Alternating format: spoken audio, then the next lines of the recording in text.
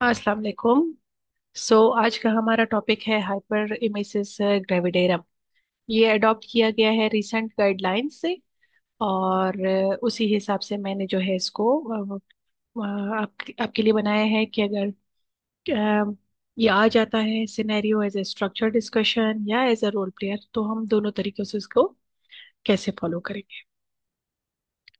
तो ये नोट्स इंशाल्लाह, ये सारा जो यहाँ पे शेयर्ड है, ये अवेलेबल होगा। मेरी जो बुक है, master ObGyn with crisp recalls all in one reference by doctor Sadia Ali Baloch, तो इंशाल्लाह ये आपको अवेलेबल होगी।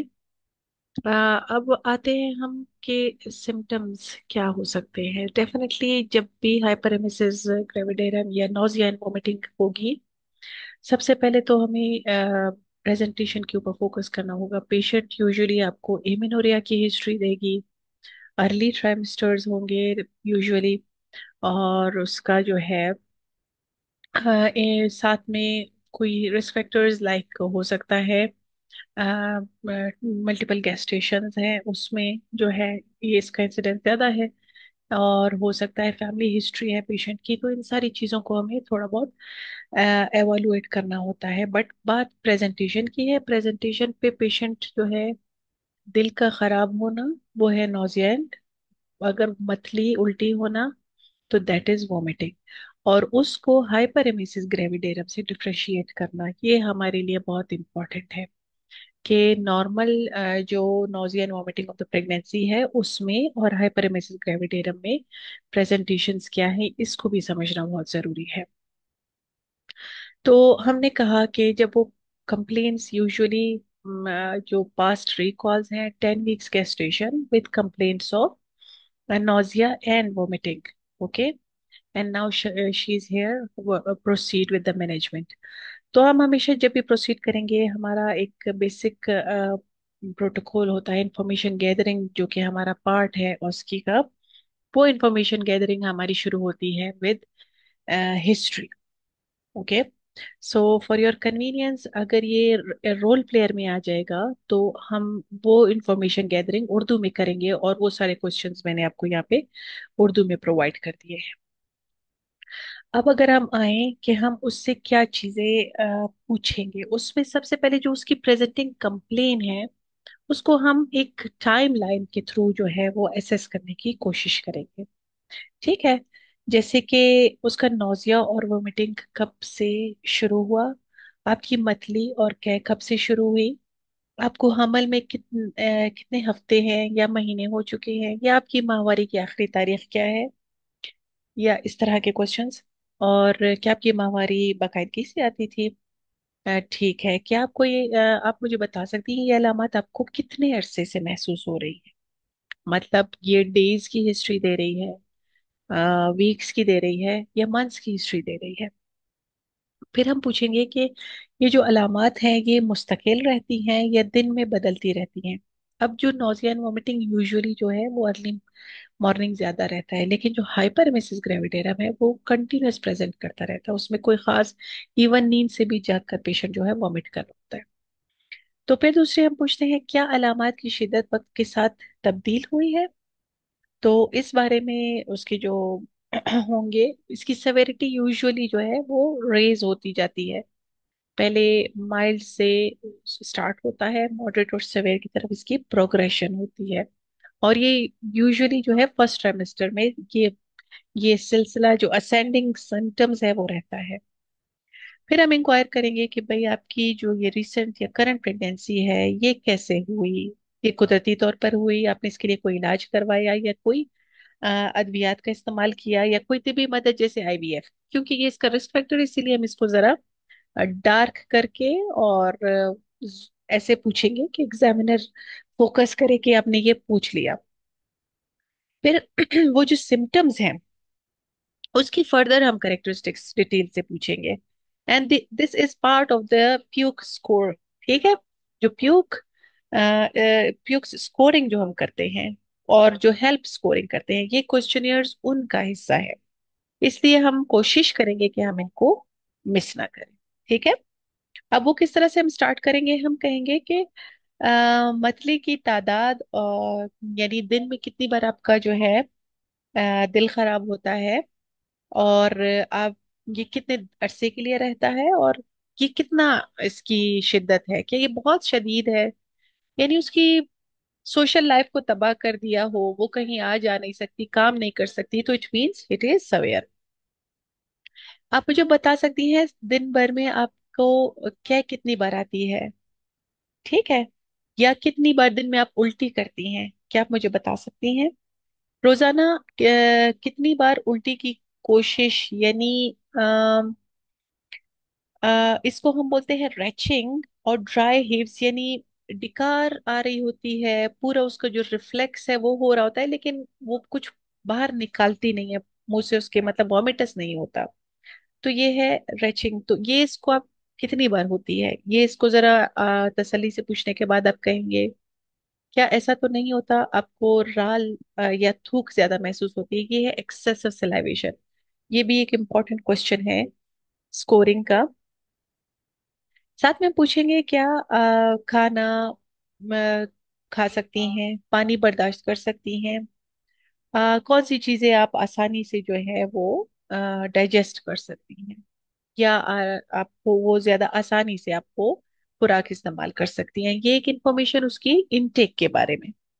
फिर आप पूछते हैं क्या आप के वजन में कोई कमी महसूस हो रही है हमल से पहले, और आपका वजन बताइए। ये आपका वो क्वेश्चन है जो nausea and vomiting of the pregnancy को डिफरेंशिएट कर देती है हाइपरेमेसिस ग्रेविडेरम से। अगर 5% या उससे ज्यादा का वेट लॉस हुआ, it means she is having और सफरिंग फ्रॉम हाइपरेमेसिस ग्रेविडेरम।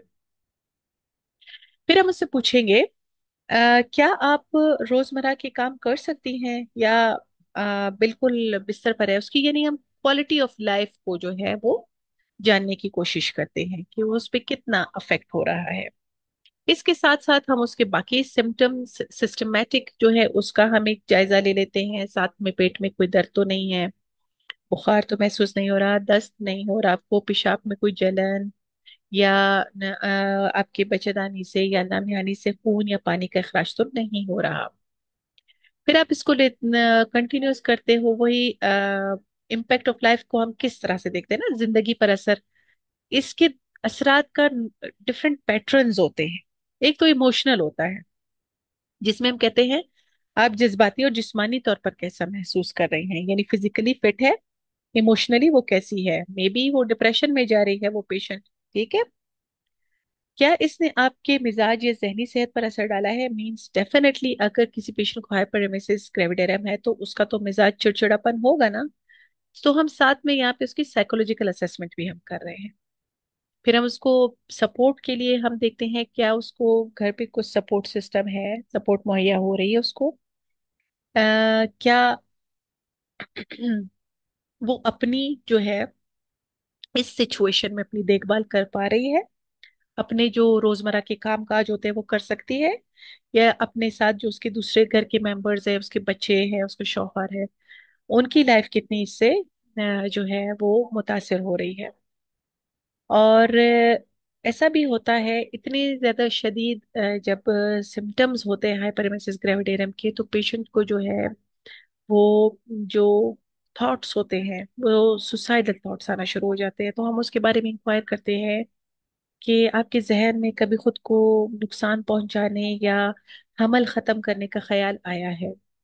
तो मीन्स उसके सिम्टम्स इतने सवेयर हो जाते हैं कि वो बेबस हो जाती है, वो कहती है या मैं अपने साथ कुछ कर लूं, या अबॉर्शन करा लूं ताकि इस मसले से मेरी जान छूट जाए।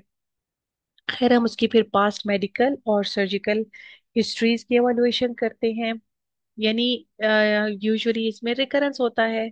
अगर वो ये प्राइमी है तो हम ये क्वेश्चंस नहीं करेंगे, but if she is a multi gravida तो हम देखेंगे कि पिछली प्रेगनेंसीज में थी, और अगर हुई है तो ये अब इसकी सेवेरिटी पिछली की तरह है या उससे ज्यादा है या कम है।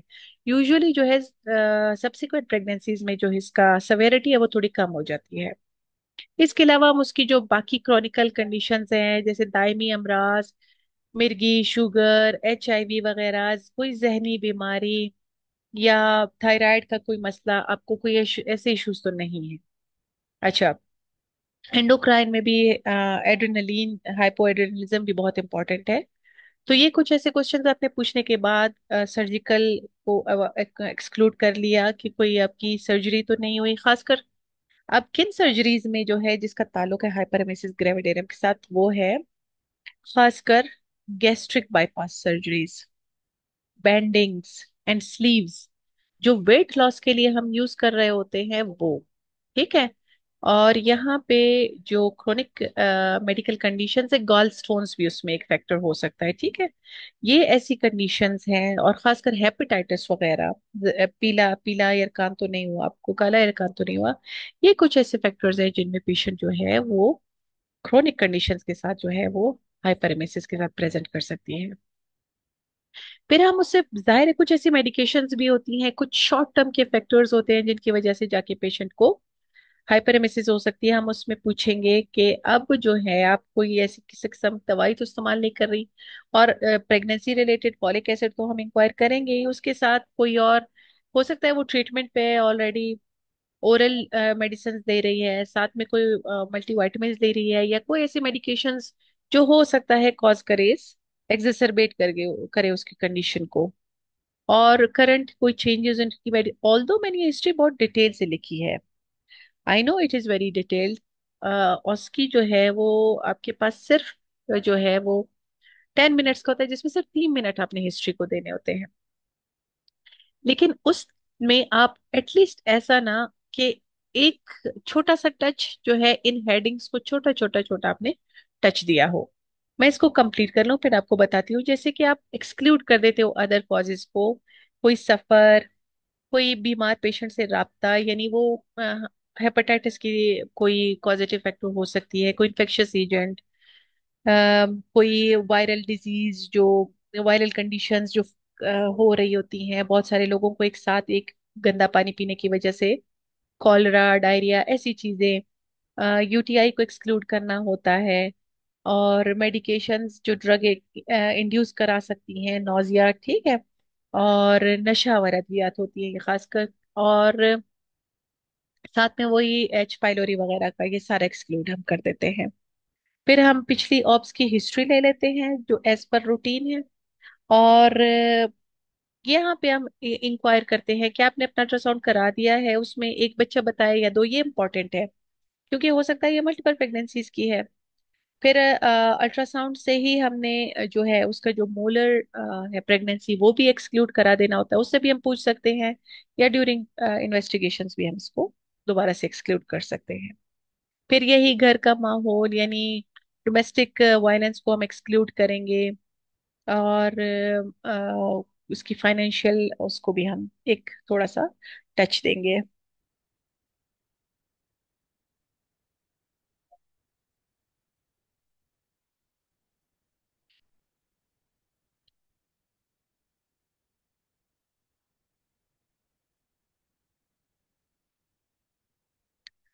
अब जो 3 मिनट्स में कवर करने की चीजें हैं उसमें प्रेजेंटिंग कंप्लेंट्स तो लाजमी करने हैं, मोड ऑफ कंसेप्शन ये जो डार्क में है ये लाजमी करनी है, और ये जो सिम्टम की करेक्टराइजेशन है, ये असल में जो हमारी प्यूक स्कोरिंग है along with quality of life, ये यहाँ तक तो it is must to do. ठीक। उसके बाद आप हल्का फुल्का टच करते जाते हैं बाकी हिस्ट्री को। सो यहाँ तक मैंने आपको बता दी। अब हम आएंगे कि किस तरह से हम जो है प्यूक्स, जो 24 है, इमेजेस स्कोरिंग, वो किस तरह से हम करते हैं। जो क्वेश्चंस हमने पूछे, देखो, वो हम 24 आवर्स के हिसाब से पूछेंगे। ठीक है, referencing to the last 24 hours. यानी इधर जो मैं क्वेश्चंस पूछूंगी, मैं कहूंगी कि पिछले 24 घंटों में आपको कितनी बार मतली हुई, कितनी बार कै हुई, कितनी बार उल्टी आई, कितनी बार थूक ज्यादा महसूस हुआ। ये मैं क्या कर रही हूँ, ये 24 आवर्स के हिसाब से मैं पूछ रही हूँ। तो इसी तरह अगर हम स्ट्रक्चर डिस्कशन में हैं तो हम इसी तरह बताएंगे। तो वो इस तरह से पूछेगी, how long you have felt nauseated और सिक। फिर ये इसकी स्कोरिंग है, आप दिन में कितनी बार वॉमिटिंग करती हैं, ये इसकी स्कोरिंग। और यहाँ से जो है इसका अगला क्वेश्चन रेचिंग का। तो ये हमने उर्दू में भी पूछ लिए, इंग्लिश में भी हम इसी तरह पूछ सकते हैं कि हुआ ही नहीं। और ये स्कोरिंग आपको याद होनी चाहिए। ठीक है, there is no shortcut for it. वो पूछ सकते हैं आपसे। अब जब हम टोटल करते हैं, इनको हम ऐड कर देते हैं, हमारे पास आ जाती है 24 का टोटल स्कोर है। सही। प्यूक्स 24 स्कोर जो है वो इन सब का जो टोटल है दैट इज 15 तक होता रहता है, इसका नॉर्मल। तो माइल्ड केसेस में इट इज 3 to 6, ये भी आपको याद करना होगा। Moderate 7 to 12 and severe 13 to 15। अब यहाँ पे मैं आपको एक टिप बता देती हूँ। अगर आप स्ट्रक्चर डिस्कशन में हैं, आपने सारे क्वेश्चंस पूछ लिए, तो आप आखिर में ऐड कर सकते हो I will calculate her puke scoring, puke 24 score on the chart, and if madam it is available, can you please provide me।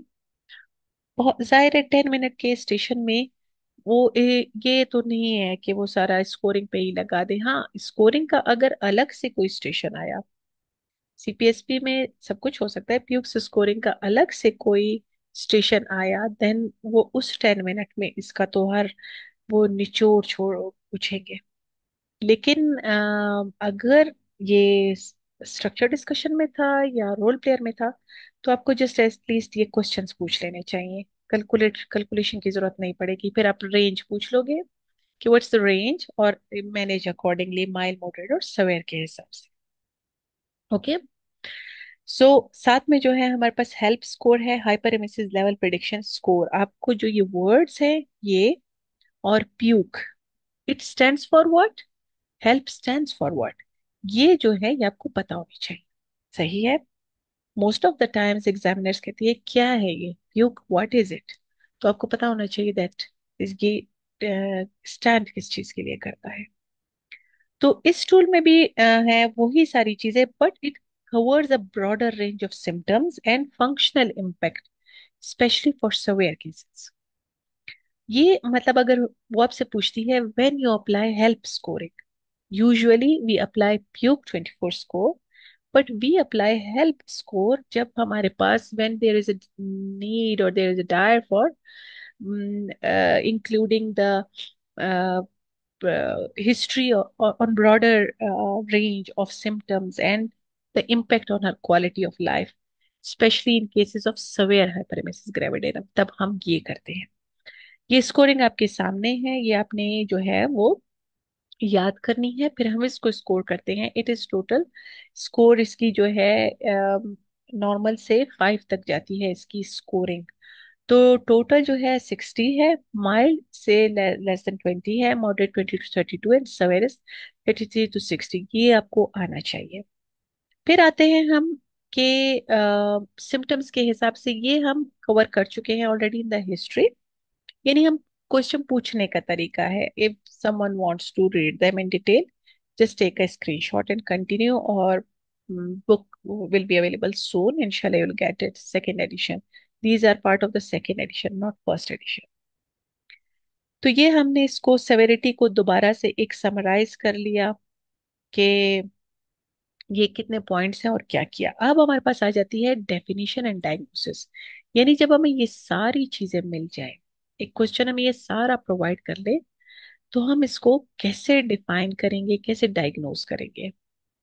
सबसे पहले बात, अगर पेशेंट सिर्फ nausea and vomiting of the pregnancy है, हमारी काउंसलिंग में आएगा कि 80% खवातीन को जो है ये nausea and vomiting of the pregnancy रहती है, जिसमें से 14% जो है कुछ शदीद नौयत के होते हैं, और कुछ यानी 1.1% ऐसे होते हैं जो हाइपर एमेसिस ग्रेविडेरम में प्रोग्रेस करते हैं।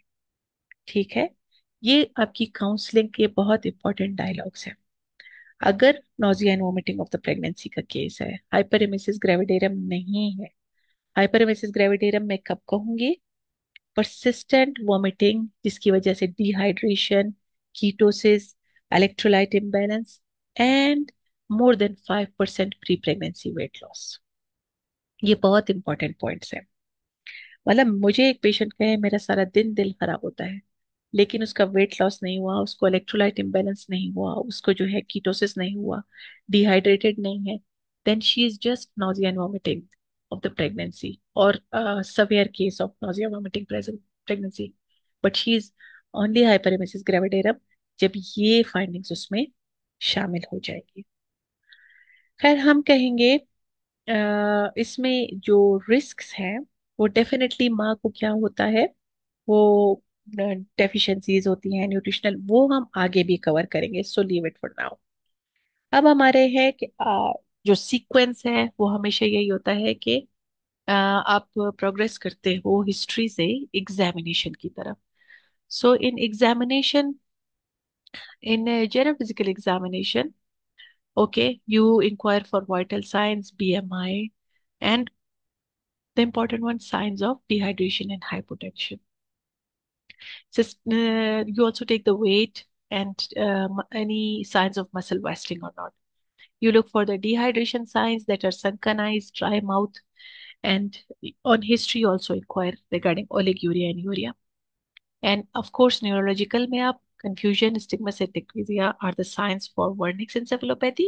Rest आपके पास abdominal and systemic examinations वही हैं जो as per routine है early pregnancy में। These are not मतलब इतनी ज्यादा एब्डोमिनल की कोई सिग्निफिकेंस और पर स्पेकुलम तो करना भी नहीं है, ठीक है, ये इसका कोई खास फाइंडिंग नहीं जब तक कोई इंडिकेशन हिस्ट्री पे ना हो। आपने एक्स्ट्रा फालतू की बातें एग्जामिनेशन वगैरह में नहीं बतानी। फिर उसके बाद हम आ जाते हैं इन्वेस्टिगेशंस। अब जो इन्वेस्टिगेशंस हैं ये हम देखते हैं baseline investigations and specific investigations. ये आपने बिल्कुल अ, हमेशा अपना एक सिस्टम जो है वो बनाना है। बेसलाइन में डेफिनेटली आप उसके as per local guideline and protocols, और उसके अलावा जो इम्पोर्टेंट इन्वेस्टिगेशंस है दैट इज यूरिन एनालिसिस। सबसे पहले आप यूटीआई एक्सक्लूड कर रहे होगे, ठीक है, इन्फेक्शंस देखोगे, कीटोन यूरिया, लेकिन ये ऑल्दो रिलायबल नहीं। फिर हम कहते हैं कि ब्लड में हम उसका यूरिया, इलेक्ट्रोलाइट, पूरा काउंट, हम glucose, LFTs, thyroid function test, ये भी अगर रिफ्रैक्टरी है, serum amylases, calcium phosphate phosphate and I don't know for this, sorry for that. Okay, ultrasound पे हम जो है कंफर्म करते हैं intrauterine pregnancy, gestational age, multiple pregnancy and trophoblastic diseases. ये इंपॉर्टेंट है, एक्सक्लूड कर लेते हैं दूसरी कॉजेज को। ओके, सो अब हम क्या करते हैं, ये एक जस्ट छोटी सी समरी है, बट केयर पाथवे को अब आती है सबसे पहले एग्जामिनर की। मैं थोड़ा सा एग्जामिनेशन टिप्स आपको बता दूं।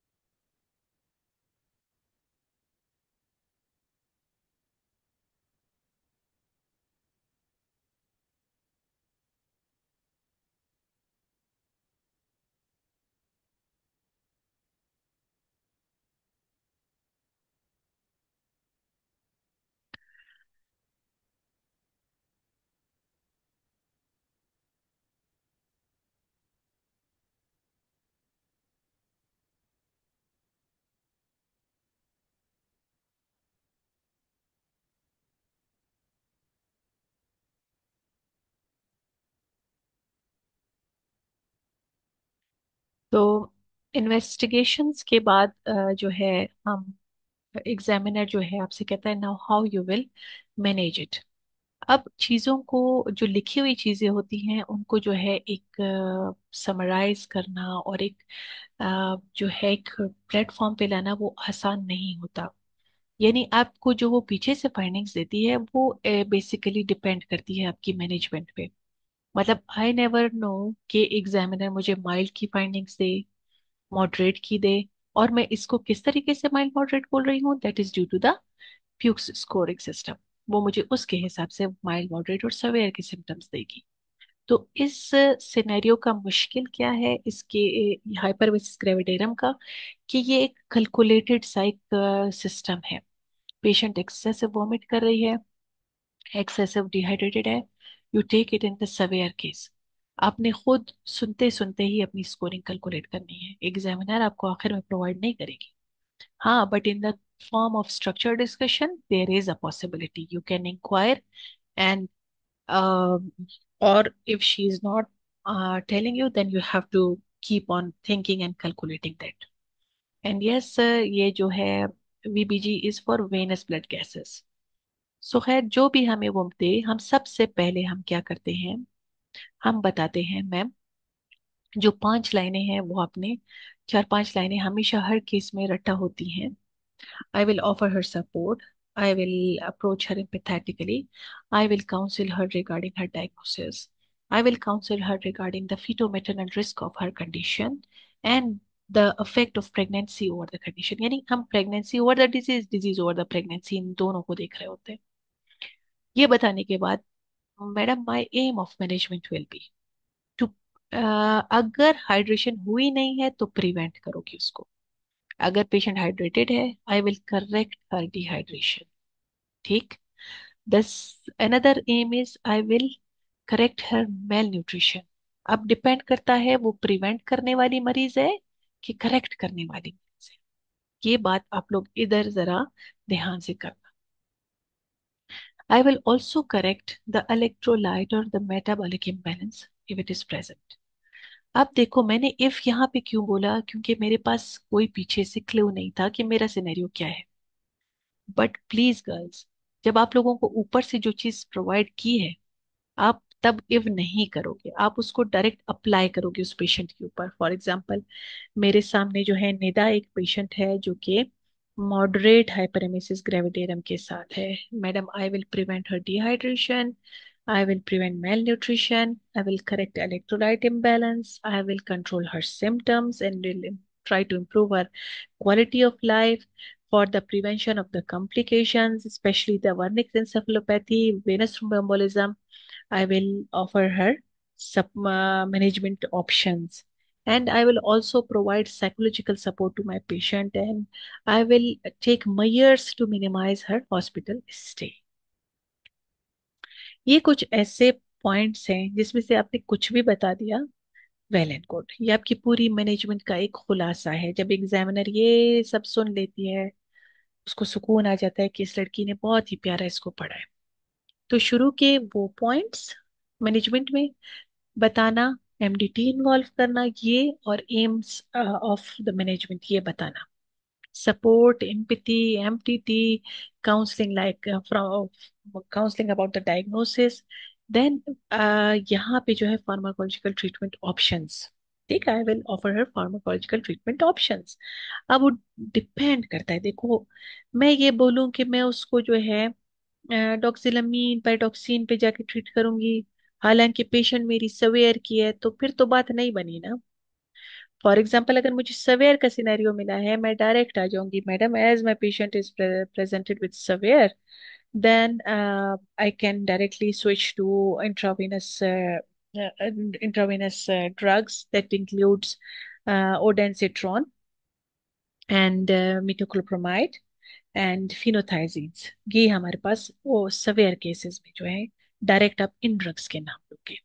तब आप फर्स्ट लाइन के लेने की जरूरत ही नहीं है जब वो पेशेंट सवेयर की है। हाँ, अगर पेशेंट माइल्ड की है तो आप स्टार्ट करोगे फर्स्ट लाइन से अलोंग विद लाइफस्टाइल मॉडिफिकेशंस।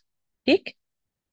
सो यहाँ पे आपको एक छोटा सा टेबल जिसमें आपको जितने भी फार्माकोलॉजिकल ड्रग्स हैं उनकी एफिकेसी और सेफ्टी के ऊपर और उनके कुछ इंपॉर्टेंट नोट्स के ऊपर छोटा सा मैंने शेयर कर दिया है।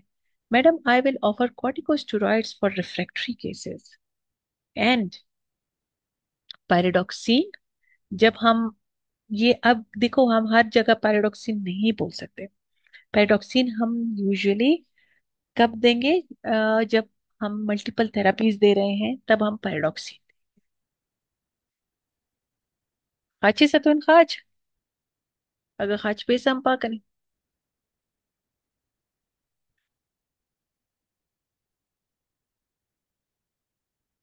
सो हम क्या करते हैं, अब यहाँ पे समरी में जरा देख लेते हैं। हम क्या करते हैं, कोशिश करते हैं कि single agent therapy. Madam, I will try to, आपकी वो केसेस जो रिफ्रैक्टरी नहीं है, लो लो है, माइल्ड है, उनमें हम सिंगल एजेंट्स को जो है कोशिश करेंगे, प्रेफर करेंगे। Combination therapy is only recommended when they are the single agent is ineffective.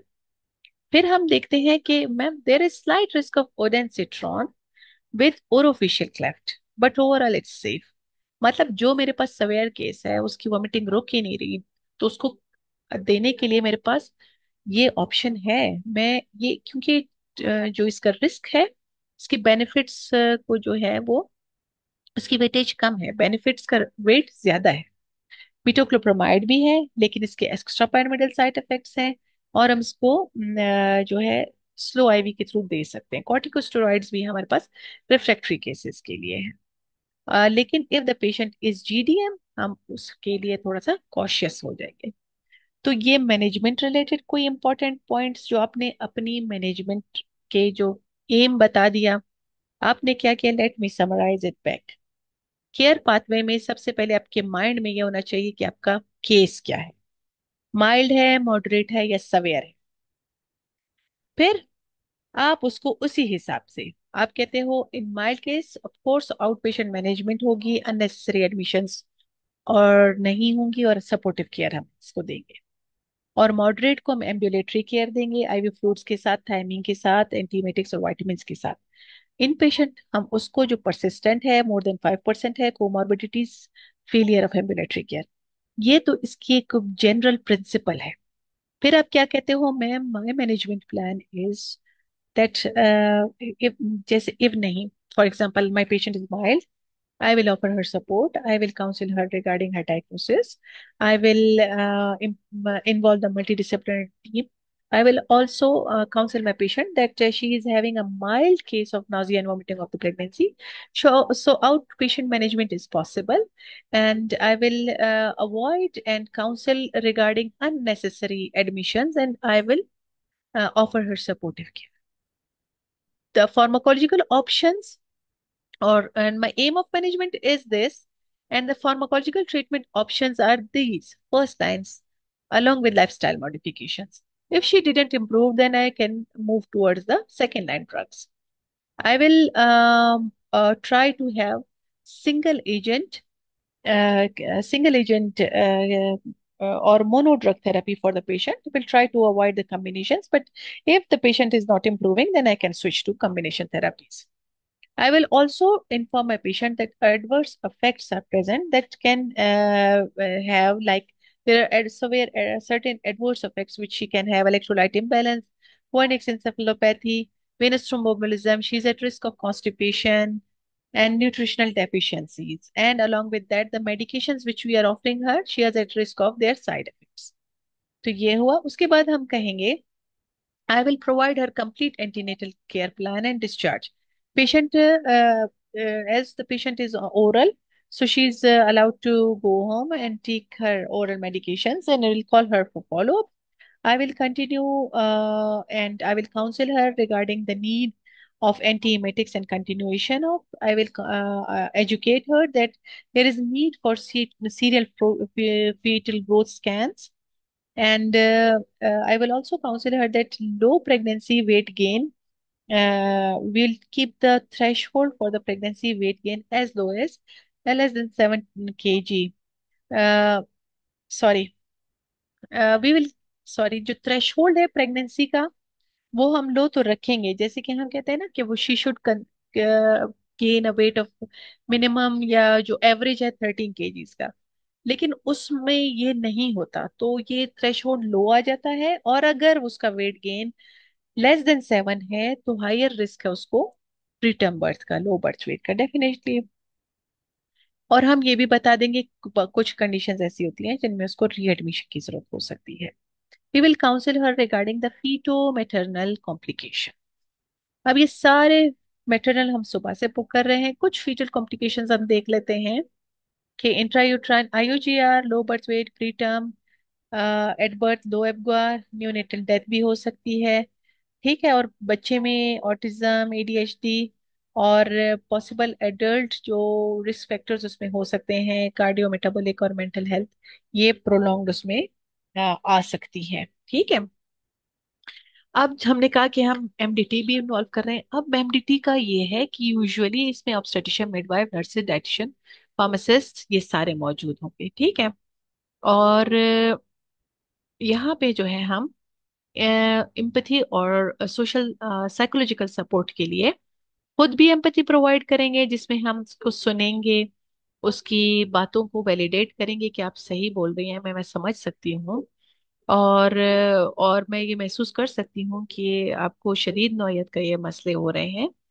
तो ये काफी हद तक उनको सपोर्ट प्रोवाइड करती हैं। और साइकोलॉजिकल के लिए फिर हम psycho education, relaxation, cognitive behaviour therapy, ये सारे हम यूज कर सकते हैं। ठीक है। अब कुछ इम्यूनोलॉजिकल फैक्टर्स भी हैं जो नई गाइडलाइंस हैं, उनमें इंटरल्यूकिन 6, कुछ साइटोकाइंस, उनका जिक्र है कि जो इंटरल्यूकिन 6 है ये अब कुछ बातें मैंने इसमें गाइडलाइंस की भी बीच में ऐड कर दी हैं, along a part of the management, viva में पूछी जा सकती हैं। अच्छा, इंटरल्यूकिन 6 जो है ये हाइपरमेसिस ग्रेविडेरम की फीमेल में ये एलिवेटेड होता है, जिसकी वजह से बीटा एचसीजी सिक्रीशन बढ़ जाती है, और जो उसके सिम्टम्स है वो वर्स हो जाते हैं। मतलब अगर बीटा एचसीजी ऑलरेडी एक पेशेंट में है, लेकिन जिन औरतों में इंटरल्यूकिन 6 है, समझो उसकी वजह से बीटा एचसीजी ज्यादा सिक्रेट होगा। तो इसका मतलब there is a positive correlation between interleukin 6 and beta HCG in hyperemesis gravidarum. तो ये कुछ वो जो नहीं कहते रिसेंट एडवांसेस की बातें हैं। दूसरे कुछ और साइटोकाइंस भी हैं, जैसे कि tumour necrotic factor alpha, interleukin 4 and immunoglobulin suggest immune dysregulations. और अब इसकी क्लिनिकल इनकी क्या इम्प्लीकेशन है, इन्फ्लामेशन एंड इम्यून एक्टिवेशन में contribute to hyperemesis gravidarum pathogenesis and severity, and are areas for ongoing research. अब इसको करने का मकसद क्या था, इस पॉइंट को समझने का मकसद ये था, कभी कभार पेशेंट पूछती है कि डॉक्टर साहबा इतनी ज्यादा वॉमिटिंग मुझे क्यों हो रही है, बाकी औरतों में क्यों नहीं हो रही। तो फिर हम उसको काउंसिल करते हैं कि कुछ इम्यूनोलॉजिकल फैक्टर्स या कुछ ऐसे मार्कर्स होते हैं, या खून में कुछ ऐसी रतूबतें होती हैं जिसकी वजह से ये बीमारी या ये मसला जो है, सॉरी, वॉमिटिंग एक मसला है, ये औरतों में कुछ औरतों में बहुत ही कम नौयत के ये सिम्टम्स, ये कम औरतों में ये सिम्टम्स होते हैं। जैसे कि जिन औरतों में इंटरल्यूकिन 6 ज्यादा है, और जिनमें कुछ ऐसे हम जिसको ट्यूमर नेक्रोटिक, ये आप नाम ले सकती हैं। ये क्वेश्चन उन्होंने डेफिनेटली पेशेंट को काउंसिल करने के लिए तो नहीं बनाया होगा, उन्होंने ये बनाया होगा कि आपको जज कर सके कि आपने नई गाइडलाइंस पढ़ी है कि नहीं पढ़ी। तो आपने ये नाम ले लिया। अब हम क्या करते हैं, हम एक अपना पाथवे जो है वो सेट करते हैं कि क्या हम करेंगे अगर हमारे पास जो स्टैंडर्ड ट्रीटमेंट्स है वो फेल हो जाएंगी। तो डेफिनेटली एमडीटी तो हम इन्वॉल्व करेंगे। ठीक है, हम आ जाएंगे पेरेंट्रल न्यूट्रिशन की तरफ कि हम किस तरह से पेरेंट्रल न्यूट्रिशन देंगे। और अब जो लास्ट रिजॉर्ट है, that is termination of the pregnancy. सारी ट्रीटमेंट्स, काउंसलिंग, साइकेट्रिक, सब कुछ कर लिया, और फिर उसके बाद कुछ भी नहीं हुआ, फिर हम उन सबको as a MDT member involve करके टर्मिनेशन ऑफ प्रेगनेंसी डिसाइड करेंगे। खुद डिसाइड नहीं करेंगे, ये सारे मेंबर्स जो एमडीटी के थे, ये जब सब अपने हाथ उठा ले कि भाई कुछ नहीं हो सकता, then you can go for termination of pregnancy. अब हम आते हैं कि हम उसको काउंसिल करेंगे। जाहिर है हम प्रेगनेंसी काउंसलिंग कर रहे हैं, एंटीनेटल, इंट्रापार्टम, पोस्टपार्टम, ये सारी जब हम काउंसलिंग कर करके हम आएंगे, हम कहेंगे कि पेशेंट जो है सारी ABCDEF जो हम कहते हैं वो पोस्टमार्टम में करने के बाद हम कहेंगे there is increased risk of recurrence in future pregnancies, that is 15 to 81%। ठीक है। अ, ये हम इस तरह से इसको काउंसिल करेंगे और उसके बाद जो है हम फ्यूचर प्रेगनेंसीज के लिए हम उसको एडवाइस करेंगे कि early use of lifestyle dietary modifications कराए। अगर वो कोई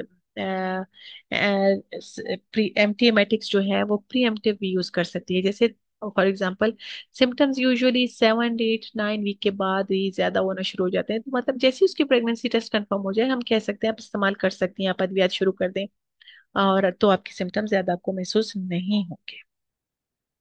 तो अब जो है हमारे पास कुछ रिसर्च टॉपिक, ये गाइडलाइन से मैंने लिए हैं, तो ये आप ऑप्शनल है, याद करना चाहें ना करना चाहें। अब थ्रोम्बोप्रोफिलेक्सिस की बात है कि हाइपरेमेसिस ग्रेविडेरम में हम कब थ्रोम्बोप्रोफिलेक्सिस देते हैं। हम तब देते हैं जब जब वो हॉस्पिटल में एडमिशन्स होंगी। हम तब तब देंगे जब उसमें कोई भी और एडिशनल रिस्क फैक्टर्स होंगे, जैसे कि ओबेसिटी है, इमोबिलिटी है, कोई रिसेंट सर्जरी हो गई है, डिहाइड्रेशन हो गई है, कुछ भी हो गया है। जो प्रीवियस जो VTE या थ्रोम्बोफिलियाज वो तो डेफिनेट एक अपना उसका क्राइटेरिया है कि उनको अपने लाजमी जो है थ्रोम्बोप्रोफिलेक्सिस प्रोवाइड करना है। तो ये उसकी छोटी सी एक वो थी, क्या कहते हैं, समरी थी।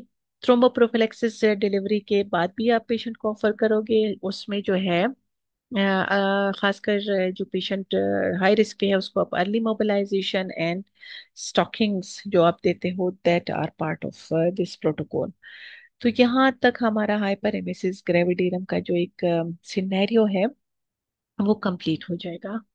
So, this lecture is from my paid member groups. I'm just sharing it to all of you कि कहीं ना कहीं आप लोगों की हेल्प कर सके। But the main thing is that कि इससे रिलेटेड मैंने एक चेकलिस्ट बनाई है जो वो सब जो मेरे पेड मेंबर्स हैं एक्सक्लूसिवली जो है वो उस चेकलिस्ट को अवेल कर सकेंगे while doing their station. So, I'm very proud के we covered a very important topic. आप लोगों को कोई भी क्वेश्चंस हो just feel free to talk. My group is on WhatsApp. That is Mastering OB-GYN. It is a community group. You can join it and take care a lot. Allah Hafiz.